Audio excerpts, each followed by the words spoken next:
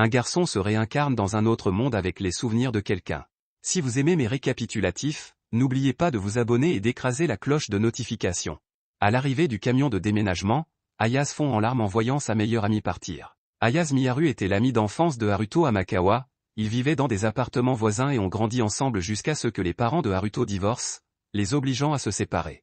Même avant leur séparation, ils étaient déjà très attachés l'un à l'autre. Avant de partir, Haruto a promis qu'il la reverrait, tandis que la jeune fille a juré qu'ils se marieraient un jour. Des années plus tard, Haruto a travaillé dur pour être accepté dans une école prestigieuse de la ville où ils habitent tous les deux. Son père lui a finalement accordé la permission de revenir, à condition qu'il prenne un emploi à temps partiel pour subvenir à ses besoins. Après tout, le jeune homme avait besoin d'argent pour couvrir ses dépenses.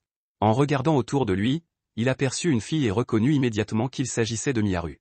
Alors qu'il s'apprêtait à l'interpeller, un certain Takahisa s'approcha d'elle, car ils avaient prévu de faire quelque chose ensemble. Alors qu'il s'apprêtait à la prendre dans ses bras, une autre fille nommée Satsuki se présenta, maugréant qu'il était venu là avec elle, et ils partirent tous les trois ensemble. Haruto resta en arrière mais fit un petit sourire, acceptant la situation.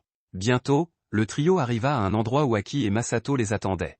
Satsuki commenta combien ils avaient grandi, et Masato répondit en disant que la fille était devenue encore plus belle, ce qui rendit Aki nerveuse, et Satsuki rayonnante de bonheur. Ils étaient tous réunis pour célébrer le fait d'avoir passé une nouvelle année à l'école. Cependant, ce jour-là, ils sont tous les 5 transportés dans un autre monde. Pendant ce temps, Aisha, sentant quelque chose d'étrange, a rapidement alerté Haruto. Le reste du groupe était perdu dans cet univers bizarre, n'ayant aucune idée de l'endroit où ils s'étaient retrouvés. Pour ne rien arranger, il n'y avait pas de réseau téléphonique. Soudain, un énorme homme armé d'une épée s'approcha d'eux. Pendant ce temps, Haruto se dirigeait vers le sud-est, guidé par Aisha. En chemin, il rencontra un étrange nuage magique et décida d'y jeter un coup d'œil. Au milieu de la brume, il trouva un téléphone portable rose.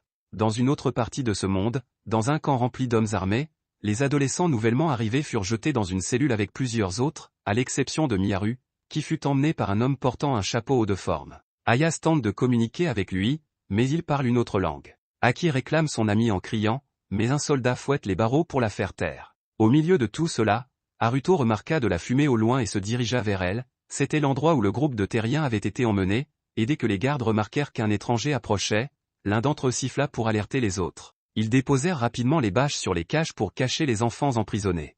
Au moment où Haruto arrivait, à la recherche de la personne qui avait fait tomber le téléphone qu'il avait trouvé, l'homme en haut, qui semblait être le chef des soldats, affirma qu'il n'avait jamais vu le téléphone de sa vie.